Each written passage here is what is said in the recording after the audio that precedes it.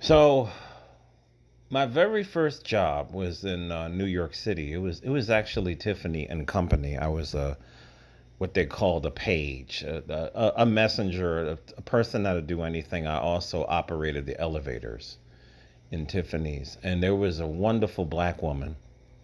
She's been passed away. She was old back then. She was telling me how I will never forget her words. She was telling me, before you ever marry somebody or even consider dating somebody, she said literally watch them for a whole entire year. I was like, a whole year? She goes, yes. She goes, watch them. She said, my husband, she was married, I think 50 years before he died. He died before her. She was telling me, she said, my husband, he did approach her and he put it out there that he liked her. She said, you are a handsome man. I will never forget this conversation. But she said, I'm going to watch you. I'm just going to be your friend for a year. I'm going to meet your friends. I'm going to meet your family. I'm going to watch your habits. I'm going to see what kind of a man you are. I never heard a woman talk like this. I will never forget this conversation. She said, I will never she said, I want to see the kind of man you are. And he said, okay. And she said, after a year, she told him, let's get married. I was like, wow. She didn't see him running around with other women. She saw that he was a basic, stable guy. He went to work, he came home, he was hanging out with his family, his friends. He was a basic, stable guy, and they made it 50 something years before he passed away before her. I will never forget this conversation. Never. It was done differently 50 years ago. Dating was done differently. It was people. It was about being serious. It was about a purpose. It was about creating a family, a legacy, a dynasty. It was about choosing the best man to have your children with. She had all her children with that one man, her whole entire life. That's what she told me. How many women do you know are talking like this anymore? How many women do you know were talking like this before? She also said something to me. This has been so long ago. I think I was like 19. That's a long time ago. She said your eyes are made up of the same substance as the stars. I was she. I love talking to her. I didn't know how to respond to that. I will never. That's the one conversation in my whole entire life. She said something like, "You are a special being. Your eyes are made up of as the same substance as the stars." My mouth used to drop open. I didn't know what to say. She was a very special woman. I cannot remember her name. Look at where we are now. Look at where we are now, where it is a badge of honor for a woman to have two, three, four, five baby daddies, bro. This is insane, bro. They made a movie about this. Don't drink gin and juice in South Central without being a menace. Is that the name of that? Where the black woman in the movie, she had a Chinese baby daddy, a black baby daddy, a white baby daddy. That was a joke in a movie, but I've known so many black women. There's something about black women, but don't get me wrong. See, they be thinking about we only talk about them. It ain't better with the white girls either. Your average Becky, I'll just stick it to where I live. Your average Becky where I live in New York State, I would say, man, fuck, I wouldn't know, but from what I've seen since I've been here, I would say damn near 40-50% of them have black kids, man. Black kids, same thing. Multiple baby daddies. Their baby daddies are pookies. Their baby daddies are losers.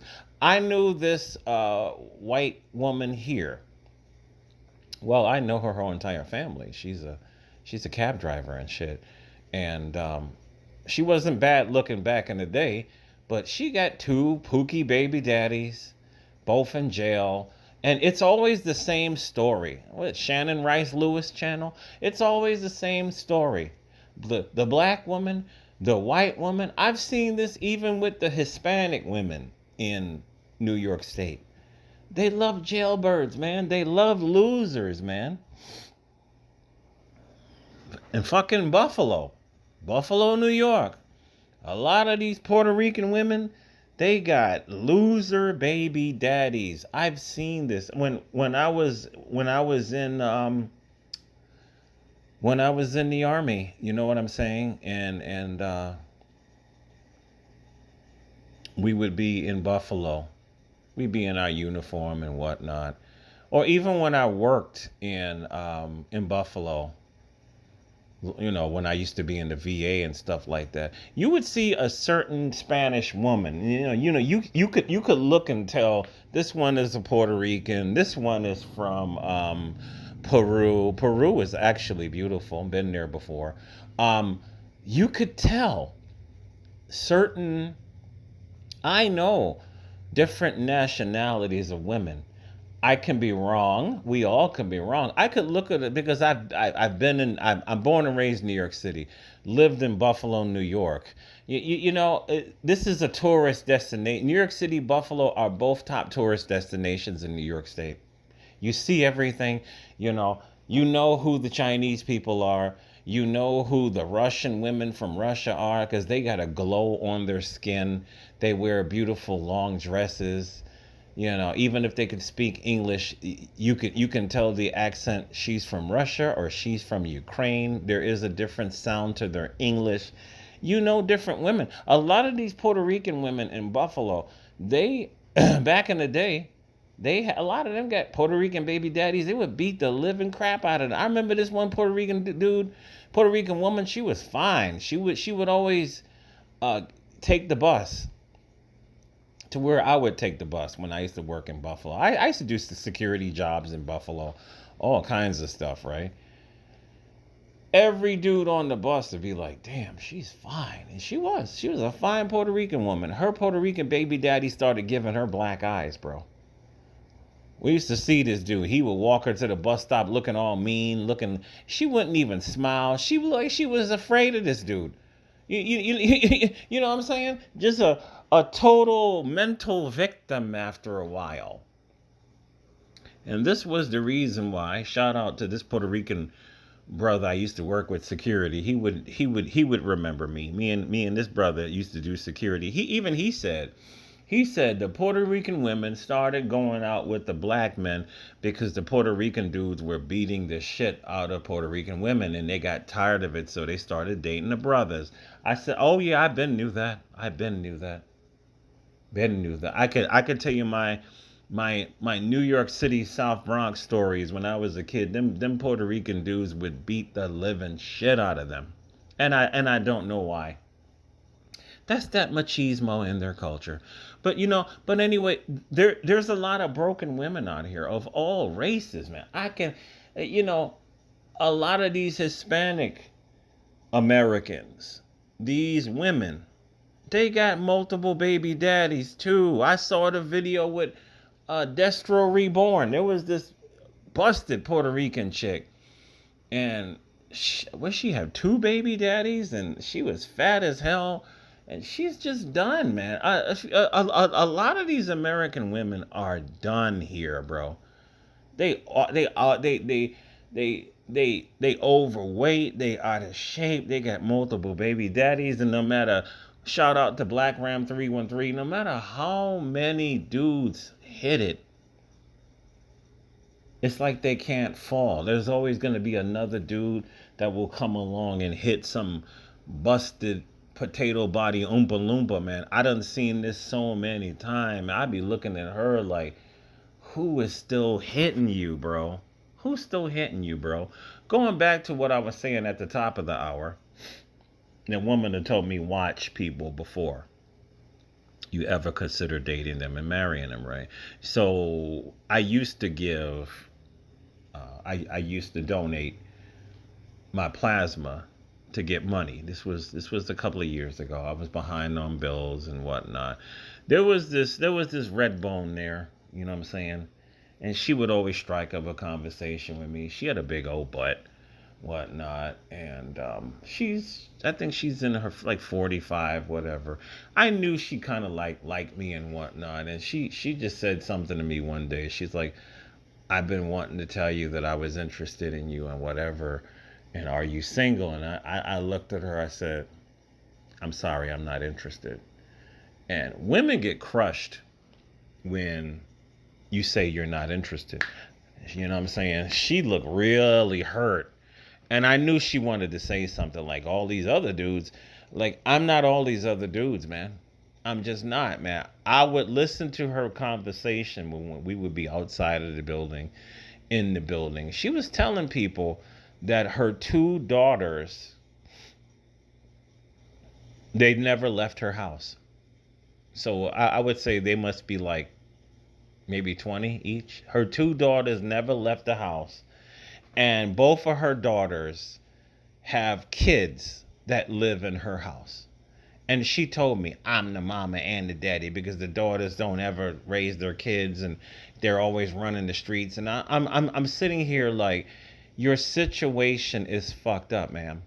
This is another thing with a lot of these women, regardless of race, their situations, excuse my French, they be fucked up, man. I got a friend, she's a white female friend. I think we used to work together. Same thing. We still keep in contact with each other. We still meet each other for dinner. She's a nice woman. I like her son, but her son got a lot of mental problems. And he's 35 and he's never going to leave. And all of her relationships, it's because of that situation. There's a lot of these women, their situations are messed up in America. It's not that you're an ugly woman. My white female friend, she got a big old butt like a sister. She's not bad looking. She just got a fucked up situation, and I think her son is just never going to leave. And no man wants to put up with that. No man, this is a real talk channel. No man, I have another black female friend. We used to work with each other. We still keep in touch. She's a nice person. But you just got to be blunt in this conversation. I wanted her for a minute. She looked good. She's like 30, but she's dark skinned. She's got a nice body, very pretty face. You know what I'm saying? But she's got for lack of a better word, or let me use the proper word because the proper word is she has a very mentally challenged and physically challenged daughter. And when I would call her on the phone and she would call me on the phone, we would talk. Her daughter is in the background. She screams a lot. I don't know what that's all about. I had another female friend whose daughter would do the same thing. She would scream and scream. She's stressed out of her mind, but and the baby daddy left her, got another. He married this other black woman, and he done moved on. She's another one. She'll get boyfriend after boyfriend after, but nobody sticks around. Nobody wants to come home from a hard day of work and deal with a 10-year-old that is mentally and physically challenged and she screams and cries, and nobody wants to deal with this nonsense. And I know a lot of people who are like this. I really do. A lot of women. They have criminal sons that'll never grow up, or I knew another woman on my well, actually it was a guy on my job closing it out. He was with a woman, and that's why they broke up. He was a white guy, white woman. She looked good. He broke up with her. They were together 10 years. He broke up with her because her son never left, and her son was an alcoholic. He didn't want to work. She was never going to put him out. And when the guy said, it's your son or me, she said, goodbye. That's what she told him. Goodbye. Get out. That's my son. She chose her son. So why not take a chance on being a passport bro? Because regardless of race, a lot of these women in America are fucked up. They really are.